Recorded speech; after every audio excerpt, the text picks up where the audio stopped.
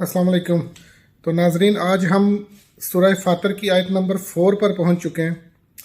आपको मैंने पहले भी बताया था कि कुरान करीम को पढ़ने का एक डिफरेंट अंदाज मुतारफ़ कराने के लिए एक तो हमें वोकेबलरी का थोड़ा बहुत आइडिया होना चाहिए कि कुछ अल्फाज हैं, उनके मानी और मुतालिब क्या हैं। दूसरा, मैं कोई आलिम तो हूँ नहीं, मैं तो सिर्फ़ इसलिए कुरान करीम को समझ के पढ़ने की कोशिश कर रहा हूँ और आपको भी उस कोशिश में शामिल कर रहा हूँ कि मैं ये देखना चाह रहा था कि कुरान करीम को किस एंगल से पढ़ा जाए कि वो इंसान की तबीयत में वो मेच्योरिटी लेके आए कि बड़े से बड़ा थ्रेट, बड़े से बड़ी ऑफ़र, बड़े से बड़ा चैलेंज उसको झुका ना सके। कुरान को लीडर लोग, जैसे आजकल की अगर एग्जांपल लें तो इमरान खान, वो किस एंगल से पढ़ते हैं, वो किस मैसेज को अखज़ करते हैं कुरान से जो उनको दिल की मजबूती, दिमाग की मजबूती, सोच की पुख्तगी अता करता है कि वो दुनिया की बड़ी से बड़ी ऑफ़र को भी ठुकरा सकते हैं। इसको पॉलिटिक्स से अलग रखते हुए और भी बड़े लोग जिन्होंने कुरान को इस एंगल से पढ़ा, इस एंगल से समझा कि वो फिर चट्टान की तरह खड़े हो गए जुल्म के सामने, जबर के सामने, इस्तिबदाद के सामने। तो मेरी ये कोशिश है कि मैं देखूं कि कुरान के मतलब मानी में ऐसी क्या चीज़ है जो इंसान को जुल्म के खिलाफ खड़ा कर देती है, एक मैच्योर इंसान बना देती है। तो आज की जो हमारी आयत है वो सूरह फातर की आयत नंबर 4, जो कि इस तरह है, बाद आना औज़ु बिल्लाहि मिनश शैतानिर रजीम, बिस्मिल्लाहिर रहमानिर रहीम, व इन युकज़्ज़िबूका फ़क़द कुज़्ज़िबत रुसुलुम मिन क़ब्लिक। और अगर आपको झुटलाया जा रहा है तो जान लो कि तुमसे पहले भी रसूलों को झुटलाया गया।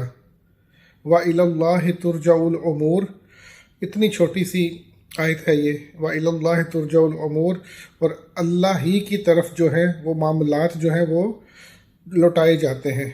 फ़ाइनल फ़ैसला, आखिरी फ़ैसला अल्लाह ही करता है।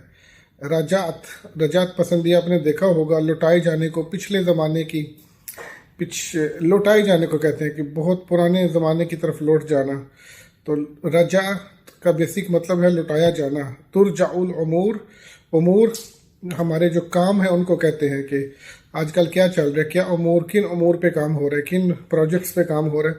तो उमूर का मतलब है कि हमारे जितने भी मामलात हैं, जितने भी काम हैं, उनका जो फाइनल डिसीजन है वो अल्लाह ही की तरफ लौटा दिया जाता है। अब ऑफ कोर्स वो एंगल जो हम जिस एंगल से इसको पढ़ने की कोशिश कर रहे हैं, तो रसूल, नबी, ये तो हमारा अकीदा है कि आप सल्लल्लाहु अलैहि वसल्लम की हदीस मुबारक है, ला नबी या बादी, मेरे बाद कोई नबी नहीं। आप सल्लल्लाहु अलैहि वसल्लम अल्लाह के आखिरी रसूल और आखिरी पैगंबर और आखिरी नबी हैं। उसके बाद किसी भी नबी को मानने वाला ईमान के ऊपर कायम नहीं है। तो फिर ये आयत कि अगर तुम्हें जुटलाया जा रहा है तो तुमसे पहले रसूल, बहुत से रसूल ऐसे गुजरे हैं जिनको जुटलाया जा सका है।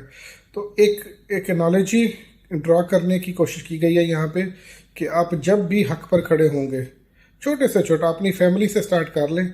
अगर आप फैमिली में कोई अच्छा काम करेंगे, अच्छे काम की इब्तदा करना शुरू करेंगे तो आपको जुटलाया जाएगा। अगर आप अपने फ्रेंड्स सर्कल में, अपने ऑफिस में, अपने लिमिटेड जो भी आपका एक सर्कल है, अगर आप उसमें कोई ऐसी चीज़ इब्तदा करना चाहेंगे कि जो हक की तरफ जाती है, तो लाजम आपको जुटलाया जाएगा, आपको डिस्करेज किया जाएगा, आपको उससे रोका जाएगा।